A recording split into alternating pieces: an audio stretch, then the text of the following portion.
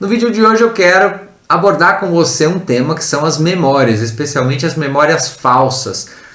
Como é que as memórias falsas se formam dentro da gente e como que a gente identifica, o que a gente faz com elas, como lidar com isso. Eu sou Tomás Way e no processo de gestão emocional a gente precisa entender como é que a memória está contribuindo, às vezes positivamente, às vezes negativamente. Talvez você já tenha experimentado isso, ver um casal falando sobre uma memória do passado, ou às vezes uns amigos que viveram uma mesma situação e um conta a história de um determinado jeito e o outro conta a história de um determinado jeito diferente. Então, por exemplo, eles dizem: a gente foi, lembra aquele dia que nós fomos lá naquele churrasco? E aí um deles diz: nossa, aquele dia foi muito legal, né? Tava mó calor, a gente foi na piscina, foi uma tarde muito agradável. E o outro diz assim: não, nesse dia tava muito frio, tinha caído a temperatura, a gente nem conseguiu nadar, a gente levou as coisas, mas não nadou. Aí o outro volta e fala: não, eu tenho certeza, não, a gente nadou nesse dia. E o outro diz: não, a gente não nadou nesse dia. E o que está acontecendo? Um dos dois está com uma memória falsa. A primeira coisa importante de você saber a respeito de memórias é que elas se formam muito mais pelos estados emocionais do que pelos eventos em si. Você vai lembrar muito mais como você se sentiu e até muito em função do nível de estado emocional que foi gerado. Se um estado gerou, por exemplo, muito medo, muita emoção, muita alegria, um estado emocional qualquer, muito intenso, tende a ser transformada numa memória de longo prazo. Só que a memória, a gente acha que é igual folhear um álbum de fotos de família, fotos do passado, ou abrir no computador a pastinha de fotos, e aí você vai ver a foto do aniversário quando você tinha, 8 anos. Aí você começa a olhar as fotos e ver exatamente como foi. A memória não é um álbum de fotos, nem sequer um álbum de filmagens que a gente tem de vídeos sobre o passado. Cada vez que você acessa uma memória do passado, é como se você pegasse uma página em branco e começasse a desenhar de novo o que é que você viveu naquela data, naquela situação. E aí você imagina, se você fizer várias vezes o mesmo desenho, e não vai ficar várias vezes igual. Cada vez que você faz, acaba ficando um pouquinho diferente, você dá uma ênfase aqui, dá uma ênfase lá, porque você está copiando o desenho anterior, e cada cópia vai assumindo outra figura, um outro jeito. Então a informação vai se transformando ao longo do tempo, e mais que isso, você vai colocando elementos dependendo do estado emocional do momento em que você se lembra do evento. Deixa eu explicar melhor isso. Eu atendo às vezes pessoas que estão passando por uma dificuldade muito grande, e aí elas dizem: a minha infância foi muito difícil. E eu pergunto: mas teve algum momento bom na sua infância? Fala: não, a minha infância não teve momento bom. Sempre foi difícil. Nós éramos de uma família muito simples, era muito difícil a nossa vida, o meu pai bebia muito, era muito difícil o nosso contexto. Só que é improvável, quase impossível, que esta pessoa não tenha tido momentos de alegria, momentos que ela riu muito, um aniversário que ela gostou muito, um momento na escola que foi muito divertido, um momento em que ela se sentiu amada, mesmo que isso tenha sido a menor parte do tempo, esses eventos aconteceram. Mas para alguém que, vamos dizer, está num estado de depressão, quando ela vai acessar aquilo, ela acessa de um jeito que vai puxar só a parte negativa. E até o que é bom pode ser que seja desenhado novamente de um jeito negativo, com menos cores, mais branco e preto e mais triste, uma atmosfera mais pesada, vamos dizer assim. E obviamente que esse processo não é um processo consciente. A gente faz isso sem perceber. E a gente começa, então, a criar memórias falsas. Inclusive, eu resolvi gravar esse vídeo por conta de um comentário de um vídeo anterior do Matheus. Matheus escreveu que, normalmente, ele tem uma série de memórias que ele fica se lembrando e que ele tem dúvidas sobre serem verdadeiras ou falsas. Eu diria, a maior parte delas são falsas. E tudo bem. Porque é assim que o cérebro funciona. Por que ele faz isso com a gente, né? O que é um defeito do cérebro? Não, não é bem um defeito. Talvez eu chamasse isso de uma funcionalidade que, se você souber usar a seu favor, você vai conseguir ter uma gestão emocional muito melhorada. Agora, quer saber se uma memória pode ser falsa? Um indício é, se você tiver certeza absoluta, pode ser que aquela memória seja falsa. Por quê? Porque quando eu tenho um alto estado emocional gerado lá na data em que a memória aconteceu, esse estado emocional tão intenso faz com que você crie um roteiro muito crível e você coloque detalhes que parece mesmo que aconteceu aquilo e você jura que aconteceu. Pensa que o nosso cérebro é um belo de um roteirista. Ele adora escrever boas histórias, histórias bacanas, com ideias conectadas. Então ele pega as memórias do passado, que foram selecionadas pelo cérebro com base nos estados emocionais, e aí ele quer juntar isso de uma forma que a história faça sentido. Mesmo que ela não seja tão verdadeira. O importante é que ela faça sentido na sua mente. O cérebro não é uma máquina de memória ótima para armazenar fatos. Isso talvez fosse um diário, talvez fosse uma outra ferramenta. O cérebro é uma máquina de criar histórias, de escrever roteiros. Imagina, por exemplo, que o cérebro foi lá e encontrou uma luva, uma pegada no chão e uma janela aberta. Ele já começa a pensar, passou um criminoso por aqui que estava usando esta luva, que abriu esta janela e fugiu. Ele quer juntar esses elementos. Na vida real é assim também.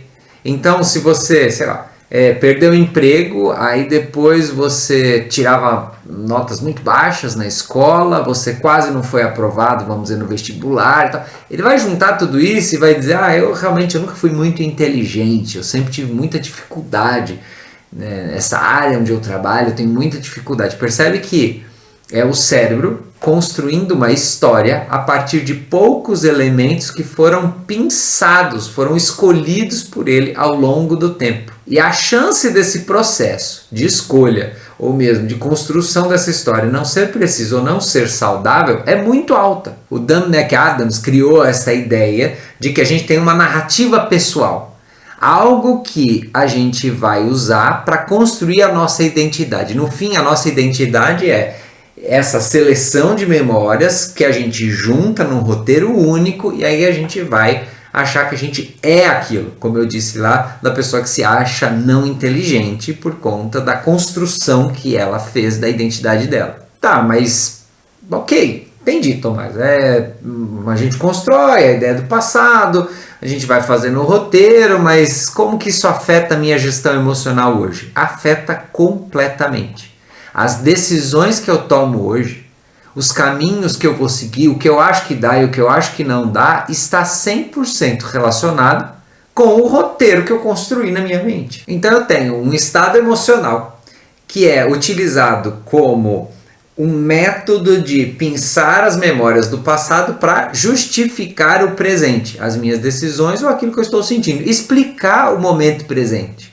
Ao conduzir um processo de descoberta, de autoconhecimento, ou até mesmo de solução de questões do dia a dia, a gente tem que tomar muito cuidado, porque pode ser que a base de memórias que você traz está muito poluída ou está muito fora da realidade.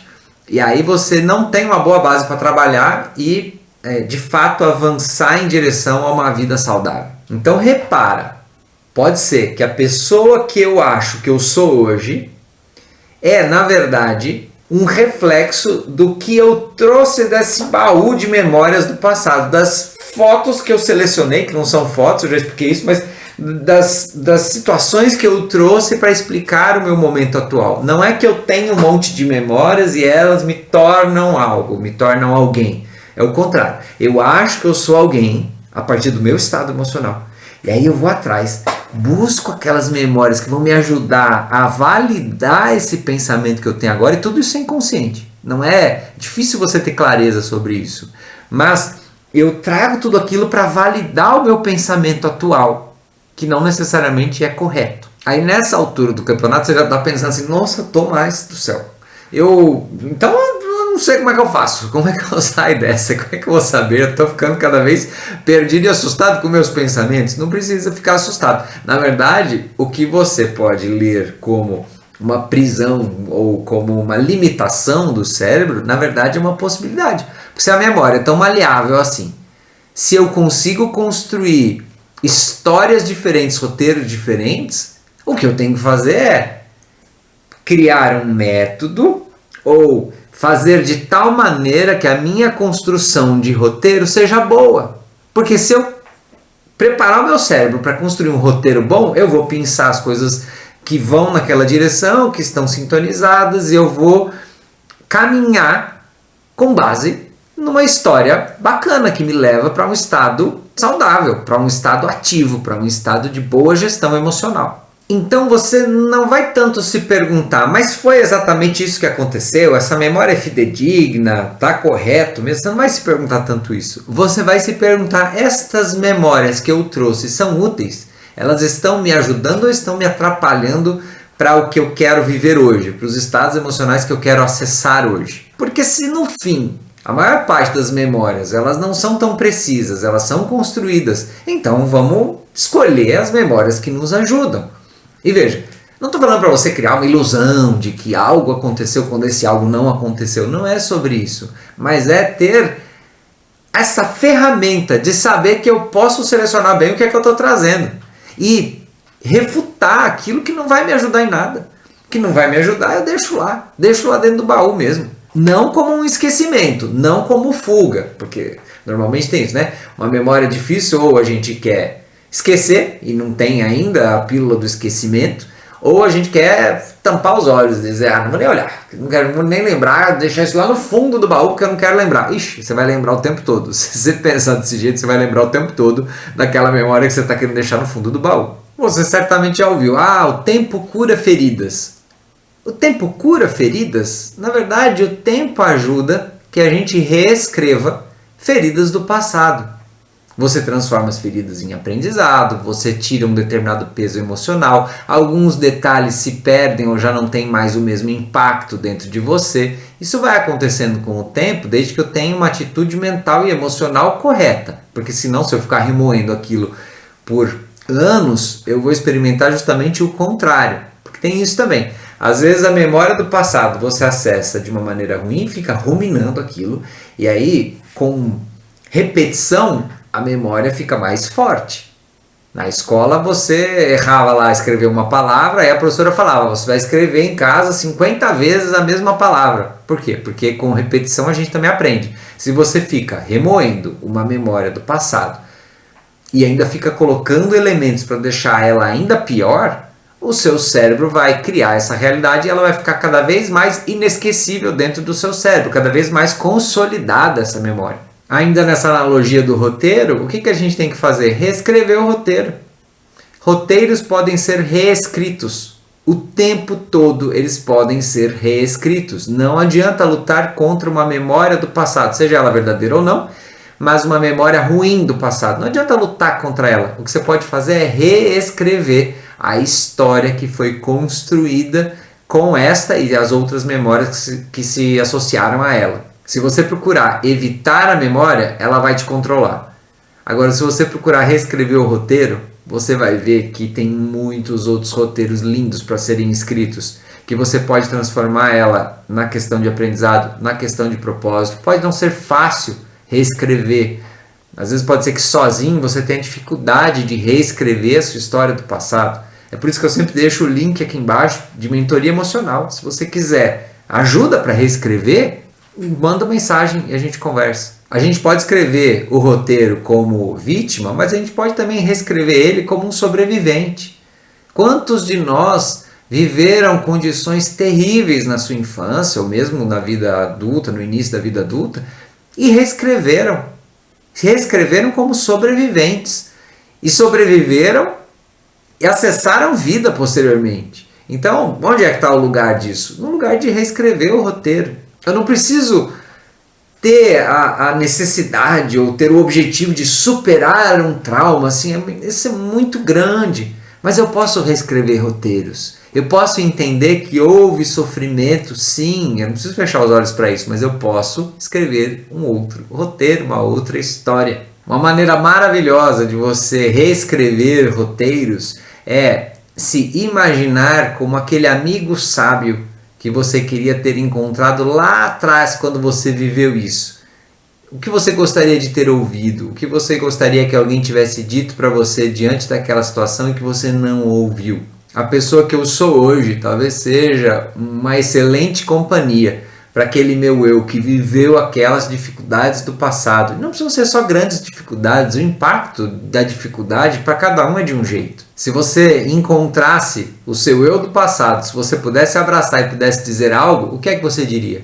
O que é que palavras você teria para esta pessoa do passado? Quando você reescreve o roteiro da vida, você não só lida melhor com os traumas do passado, mas também desenvolve capacidades, desenvolve conexão, desenvolve até a habilidade de ajudar pessoas que possam hoje passar pelo que você passou no passado. Assim como eu posso ter um transtorno por estresse pós-traumático, eu posso ter crescimento pós-traumático. Depois de um trauma, eu cresço, eu fico mais forte e eu consigo ajudar outras pessoas vivendo aquilo que eu vivi. A sua identidade não é a soma das coisas que aconteceram com você. A sua identidade, a pessoa que você é uma junção das memórias que você escolheu e da história que você conta a respeito de você e a respeito da sua vida. Talvez, com tudo isso que eu falei, você tenha chegado à conclusão de que a história que você conta de você mesmo não é muito legal. Que talvez você ficou viciado em contar uma história que não te ajuda, que não leva para o estado emocional que você gostaria e que na verdade é um vício. Contar a história da sua vida de um jeito desagradável, mesmo que você tenha motivos para isso. E o que você pode fazer? Você pode ver este vídeo aqui, onde eu falo sobre o vício em contar histórias dramáticas, histórias tristes da nossa vida. Te vejo lá. Grande beijo, grande abraço. Tchau, tchau.